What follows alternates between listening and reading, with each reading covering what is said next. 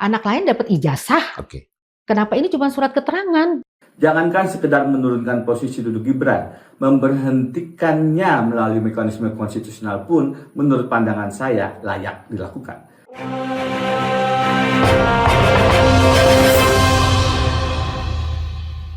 Halo saudara, apa kabar? Kita ketemu lagi di Ellen Channel bersama kami berdua Rabu 29 Juli 2026. Kita akan belajar tentang pepatah lama atau istilah Cak Dono adalah peribahasa. Selamat Cak Dono, salam FNF. Waalaikumsalam warahmatullahi wabarakatuh. Selamat pagi Cak Jarod dan juga pemirsa di Indonesia. Apa kabar Cak Jarod dan apa pepatahnya itu coba dikeluarkan Cak Jarod? Sebelum pepatah saya mau bertanya, kalau musim kering seperti ini, musim apa buah-buahan yang paling bisa ditemui Pak di tempat sama Cak Dono? Jambu air ya? Jambu air. Biasanya jambu air. Kalau di tempat lain ada durian. Tapi gini Cak Dono, apapun buahnya, yang pasti kalau dia jatuh tidak akan jauh dari pohonnya. Ini yang terjadi pada apa? Dinasti Solo, Cak. Oh, bapak dan anak sama aja gitu ya? Iya. Perilaku, ucapan, tindakan, perbuatan, mimik, gerak-gerik, dan lain sebagainya. Dan itu ada di hadapan kita ya. Saudara, coba perhatikan bagaimana selama bertahun-tahun ijazah Jokowi yang asli tidak pernah ditampilkan di publik, sudah digugat berkali-kali, yang terakhir oleh Roy Suryo dan Dr. Tifa, tapi sidangnya dihentikan. Akibatnya apa? Tidak perlu ditampilkan ijazah Jokowi. Nah sekarang ijazah Gibran, anaknya Pak Jokowi, itu akan digugat oleh seorang ibu karena apa? Dia merasa sebagai pendidik dianaktirikan karena anak didiknya merasa tidak perlu kita belajar mati-matian, kita akan kursus di luar negeri supaya dapat surat keterangan. Begitu ya Dodo? Iya, jadi ini contoh yang amat sangat buruk dipertontonkan oleh mantan Presiden Jokowi dan sekarang oleh anaknya Jokowi yang menjabat sebagai wakil presiden. Dan anehnya itu ada di depan mata kita dan contoh itu ada berada di pucuk pimpinan Republik ini. Saya melihatnya ini sebuah konspirasi, bukan sebuah kebetulan atau bukan sebuah kecelakaan, bukan, ini konspirasi karena rapi sekali, termasuk juga Pak Jokowi rakyat tidak mampu untuk memastikan ijazahnya palsu atau asli, digugat melalui pengadilan juga. Semuanya aparat penegak hukum dari polisi, jaksa dan hakim semua letoy di depan Jokowi. Nah sekarang Gibran ini juga seperti Cak Jarod bilang, buah jatuh tidak akan jauh dari pohonnya. Gibran sama dengan Jokowi, mengikuti apa yang dilakukan Jokowi berkaitan dengan latar belakang pendidikannya. Jadi kita dukung Ibu Mary Sihombing untuk membongkar ini, menggugat ini karena ini mencederai akal sehat. Kalau ini dibiarkan maka nanti yang menang adalah kebodohan, yang menang adalah penipuan, yang menang adalah kecurangan, yang menang adalah kekuasaan, bukan kepandaian, bukan kepintaran, bukan intelektualitas, tapi yang menang adalah buzzer dan juga hal-hal lain yang tidak ada kaitannya dengan kualitas SDM kita. Apa yang paling menggelisahkan dari seorang Ibu Mercy Sihombing terhadap suket yang dikeluarkan oleh Kemendikbud atas nama Gibran Rakabuming Raka? Cacat prosedur dan tanpa dokumen resmi. Kalau saya bilang sih surat jalan pintas ya, maaf ya. Anak lain dapat ijazah, kenapa ini cuma surat keterangan? Orang tua yang benar dan teladan dan baik harusnya kan memberitahu Pak. Misalkan nih, kalau kita orang tuanya jahat, usahakan anak-anak kita, keturunan kita, jangan mengikuti jejak kita. Diusahakan keturunannya sebaik mungkin tidak mengikuti jejak orang tuanya. Lah ini, Cak Dodo tampilkan bagaimana di Pilpres kemarin. Itu kan diubah konstitusinya supaya Gibran lolos dalam persyaratan administrasi. Dan siapa yang paling berjasa? Yang berjasa adalah sang paman Usman yang di akhir kekuasaannya dia jatuh geblak pingsan saat serah terima jabatan Cak Dodo. Ya, itu masih di dunia ya, entah nanti di akhirat. Tetapi kebiasaan memang sewajarnya orang itu memberikan pendidikan kepada anaknya itu jauh lebih dari pendidikan orang tuanya. Tidak hanya pendidikan, juga mungkin taraf kehidupannya, ekonominya, kesempatannya dan lain sebagainya. Tetapi yang dilakukan oleh Jokowi justru dipersiapkan untuk mengikuti jejaknya. Jadi memotret atau mengcopy paste apa yang dilakukan Jokowi. Bagaimana cara ngomongnya, bagaimana gerakannya, bagaimana cara menguasai massa, bagaimana cara memanfaatkan kebodohan orang, itu sama persis dan akan dilakukan seperti itu. Gibran akan mengikuti persis dengan Jokowi. Tetapi kita tidak juga boleh tutup mata. Memang faktanya orang-orang kita, masyarakat Indonesia memang banyak dan suka dengan gaya Jokowi. Terlepas dari Jokowi menipu atau tidak, yang kita ingatkan adalah Mbok Yao sadar gitu loh, masyarakat Indonesia. Jokowi 10 tahun itu apa? Tindakannya apa? Kerusakannya seperti apa? Utangnya berapa? Berapa besar kriminalitas? Berapa korupsi? Apa yang dilakukan oleh Jokowi terhadap negara ini? Itu yang harus dipahami oleh masyarakat. Jangan dilihat dari apa yang dipertontonkan Jokowi, lemah lembut, ngomong pelan, tidak pernah marah, kemudian di framing sebagai pemimpin yang sabar. Bukan itu. Kepentingan rakyat banyak difasilitasi atau tidak oleh Jokowi. Dan ini sedang dipersiapkan hal yang sama terhadap Gibran di 2029 yang akan dipaksakan untuk menjadi presiden. Dan semuanya dari sejak awal Gibran menjadi wapres, tata cara persyaratan itu melanggar hukum seperti yang tadi Cak Jarod sampaikan. Bahkan Mahkamah Konstitusi sebagai lembaga penguji hukum tertinggi di Indonesia diobrak-abrik demi anaknya yang bernama Gibran dan sebentar lagi akan menjadi penguasa di Republik Indonesia. Kalau Anda ingin seperti apa jejak Jokowi, tanyakan soal penegakan hukum dan ekonomi. Penegakan hukum di era Jokowi adalah bagaimana KPK dikebiri, tidak bisa berbuat apa sampai sekarang. Dan Sobat Ruder, ini akhir Juli ini 31 Pak Jokowi akan keliling NTT demi apa? Demi majukan Gibran, dan itu sudah diingatkan oleh Denny Indrayana, Cak Dodo. Kecuali Bapak Presiden memang sedang mengirimkan pesan politik tertentu dengan menurunkan posisi duduk Wakil Presiden Gibran menjadi sejajar dengan para Menko. Sebagai tindakan protokol konstitusional tidak tepat, tetapi sebagai simbol politik dan penilaian moral, terus terang saja saya sangat setuju.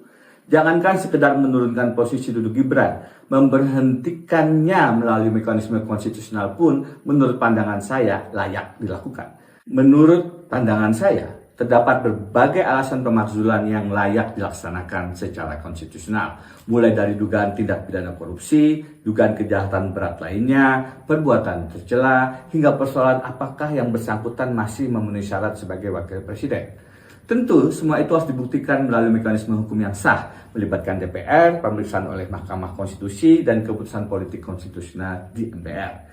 Saya rasa apa yang dilakukan oleh Denny Indrayana kita dukung dan kita apresiasi dan kita beri support yang sepenuhnya, karena kan jarang sekali juga orang yang berani berkata seperti itu. Dan Denny Indrayana itu mantan Menteri Hukum dan dia tahu persis undang-undang, tahu persis aturan. Secara hukum sangat mungkin Gibran itu dimakzulkan daripada dipertahankan tapi setiap hari membuat gaduh, setiap hari banyak orang kecewa, setiap hari orang mengumpat dirinya. Yang terjadi akhirnya kan adalah energi-energi negatif yang muncul di dalam aura di Republik Indonesia ini. Jadi tidak bagus kalau ini dipertahankan. Oleh karena itu, saran dan surat terbuka yang disampaikan oleh Denny Indrayana segera direspon dan DPR bekerja. Jangan diam dan jangan mingkem begitu. Karena ini kan hak rakyat Indonesia untuk memiliki pemimpin yang punya kapasitas dan kapabilitas. Sehingga rakyat juga ikhlas dalam mengikuti seluruh regulasi dan juga peraturan yang ditelurkan oleh pemerintah selama ini. Nah, pada kasus Gibran ini sejak pertama kali dicapreskan sampai hari ini kan ada ketidakpuasan, ada ketidakikhlasan, ada sakit hati dan lain sebagainya. Hanya pelanggaran-pelanggaran yang diciptakan secara terang benderang. Kan itu yang kita protes. Apa perlu, Cak Dodo, kita kirim ke Solo, ke rumahnya Pak Jokowi, tentang film yang paling terkenal, The Last Emperor, Kaisar Terakhir, yang memperoleh 9 Oscar, daripada Pak Jokowi selama ini hanya membaca film komik Doraemon. Gimana? Anda setuju nggak, Cak Dodo? Sangat setuju, kita kirimkan ke sana. Tapi kita sudah bisa tahu jawabannya. Tidak akan digagas, tidak akan dianggap angin lalu, karena mereka itu sudah punya framing, sudah punya konsep cara bernegara, cara memimpin, dan cara menguasai rakyat Indonesia. Jadi apapun yang disampaikan kepada mereka, kritikan, masukan, bahkan tuntunan, tidak akan mungkin direspon. Jadi ya kita udah tahu jawabannya. Jadi, Sobat DR, The Last Emperor ini menceritakan kisah bagaimana kaisar terakhir di Cina, namanya Fu Yi. Dia dinobatkan jadi kaisar ketika masih balita, sama dengan cerita Gibran, sehingga si Fu Yi ini digendong Cak, sama ayahnya, dipaksa untuk naik takhta, dan akhir ceritanya menyedihkan. Dia akhirnya ditahan, dijadikan apa Cak? Dijadikan tukang kebun sampai meninggal di tahanan. Coba Pak Jokowi dan Gibran, silakan simak film ini supaya apa? Supaya orang tahu bahwa seseorang itu tidak bisa melampaui batas. Semuanya sudah ada batasnya. Bukan begitu Cak Dro? Monggo kata-kata mutiara hari ini Cak Dro. Betul, jadi Pak Jokowi mudah-mudahan masih punya kesadaran agar kembali ke jalan yang wajar dan benar. Sebuah film itu sebenarnya kan petunjuk untuk kita atau cermin bagi kita untuk tidak mengikuti perbuatan-perbuatan buruk, karena hampir semua perbuatan buruk itu ada balasannya baik di dunia maupun di akhirat. Tetapi yang soal Gibran ini, kenapa juga masyarakat Indonesia semakin gemes terhadap keberadaan Gibran, dan hari kemarin terakhir itu anak-anak aliansi rakyat menggugat ARM yang berisi emak-emak itu menggeruduk gedung Wapres untuk segera Gibran dimakzulkan. Itu salah satu kelompok masyarakat yang peduli terhadap nasib bangsa ini. Tapi kalau kita lihat jejaknya Gibran ini, Cak Jarod, jadi selama dia menjadi Wapres, setiap kunjungan ke daerah maupun dia ketemu dengan pejabat itu, kita miris melihat seorang Wapres dengan tampilan seperti itu. Saya akan bacakan ya, ada beberapa kasus yang menarik untuk disimak dan kita malu sebagai anak bangsa. Di depan kursus kepemimpinan Lemhanas. Kursus Lemhanas itu, pendidikan di Lemhanas, kepemimpinan Lemhanas itu kan sebuah kegiatan yang sangat berkualitas dan bagus sekali selama ini. Tetapi dihadiri oleh Gibran sebagai pembicara, dia tidak memberikan semangat atau materi atau pembekalan yang bermanfaat buat peserta pelatihan itu, tapi malah cerita tentang dirinya. Dia cerita bahwa di NTT, di sebuah kabupaten di Kupang, di Ambuang, tengah malam di demo oleh mahasiswa. Ya saya temui tengah malam, katanya minta jembatan dibangun. Nah, lagi-lagi Gibran paling sering itu kalau bicara selalu menyalahkan pihak tertentu. Dia bilang, ya ini karena gubernur dan bupatinya tidak merespon mahasiswa. Saya tengah malam saya temui, waktu saya keluar dari bandara, itu saya temui, saya berangkat. Gitu. Jadi ini kan nggak wajar seorang Wapres ngomong seperti ngomong tentang dirinya, tentang tengah malam, tentang hebatnya merespon mahasiswa. Nggak ada hebatnya. Kemudian kedua, di Gorontalo, Gibran di Gorontalo berkomunikasi dengan beberapa petani. Petani itu mengeluhkan alat pemotong padinya sudah ada, tetapi jalan menuju ke sawah tidak ada. Kemudian alat namanya pemotong combine padi ini yang harvester. besar ya, ya. Betul, alat pemotong besar itu ya. Betul. Yang kayak mobil tank itu, combine harvester namanya, combine. Jadi petani itu bilang, Pak, kami itu membuat jembatan atau tangga, yang tangganya itu tidak kuat dipikul 6 orang. Nah, Gibran merespon, jadi kombinnya dipikul. Bukan, Pak, kita bikin jembatan untuk biar kombinnya bisa lewat. Oh, jadi itunya dipikul. Oh, luar biasa. Gila nggak? Gemes ini. Saya pengen banting handphonenya itu melihat kayak gitu. Jadi hari ini saatnya melawan. Gibran harus disingkirkan dari kabinet Prabowo. Pertanyaan mendasarnya sekarang adalah, sampai kapan kita akan menjadi penonton yang pasrah di atas reruntuhan etika bernegara? Mempertahankan sosok yang cacat legitimasi moral dan minim kapasitas ini sama saja dengan menandatangani surat kematian bagi masa depan Indonesia. Tidak ada ruang kompromi bagi ketidakmampuan, tidak ada toleransi bagi produk karbitan kekuasaan. Gibran harus dilengsarkan, titik. Bersihkan istana dari parasit kekuasaan, atau bersiaplah menyaksikan republik ini runtuh karena kebusukan yang dibiarkan. Begitu Sobat DR, kita mengambil hikmah dari mana buah jatuh tidak jauh dari pohonnya. Ya seperti ini dari UNESCO. Assalamualaikum, salam FNF. Waalaikumsalam warahmatullahi wabarakatuh. Salam freedom and fairness.